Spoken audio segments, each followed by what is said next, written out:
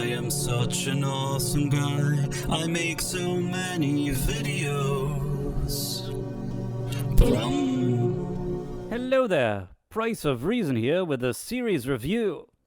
Last week I made a review about Andor episodes 1, 2, and 3. Based on the responses I got, I couldn't help but feel that most people aren't exactly sold on this show.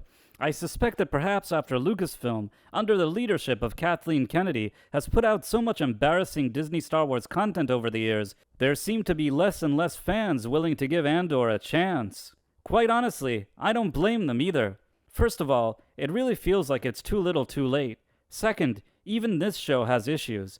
Yes, it's better than most of the other cringy Disney Plus shows we've seen till now, but that's just such a low bar to clear. I mean, basically, a show that's just okay and not great is being looked at as some big achievement by a few miserable people like myself who are even bothering to review it. I'm going to keep reviews for this show rather brief moving forward, and with only some minor spoilers in case anybody is actually watching it.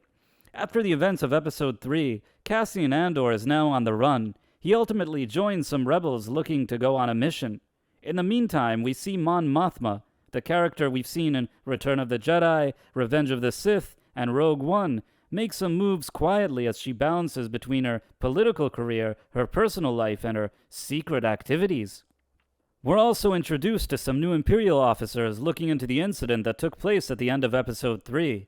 In addition, we see the aftermath of the incident and how it influences the officers that were involved. I have to say that until now, even though Syril Karn was presented as a bad guy officer, I feel like there could be an interesting story arc for the character ahead.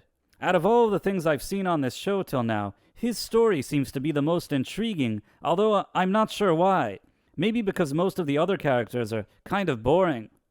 Overall, Episode 4 for me was probably the weakest one until now. It seems to set up some potentially interesting things, but they could have made it shorter and gotten to the point more quickly. Also, I couldn't help but notice that they introduced 3 strong female characters during this episode, which is fine, but knowing Kathleen Kennedy, I hope this doesn't turn into one of her usual anti-male propaganda pieces. For whatever it's worth, the new female characters were well written, and as long as that continues, I have no issue with it. In any case, hopefully Episode 5 will be a bit more eventful.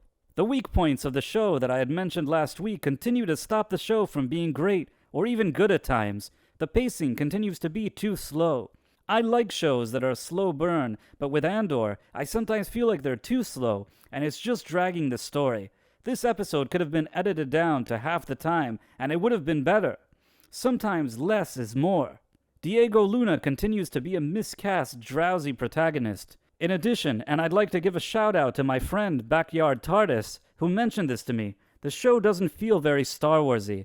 I like the serious tone, but at times it's almost difficult to believe that this story takes place in the same shared universe as the original trilogy, which this show serves as somewhat of a prequel to. It's a competently made show, but it moves too slowly, and even if it were to move quickly, there isn't even much at stake here. We already know what happens to the main character because of the Rogue One movie, and it's not like everybody was itching to learn about Cassian Andor's backstory. I bet that aside from me, and maybe some other more knowledgeable Star Wars fans, most people don't even remember this character at all, let alone his name. This show doesn't rescue or redeem Lucasfilm at all. If anything, it only highlights how badly they messed up a show like Obi-Wan Kenobi, which was one of their final opportunities to do something that fans would perhaps care about and actually enjoy. What did you think of Andor Episode 4? Feel free to let me know in the comments. Also, please consider subscribing to my channel and clicking on that wonderful notification bell. Thanks for watching, my friends. Thank you, and good day. I am such an awesome guy. I make so many videos.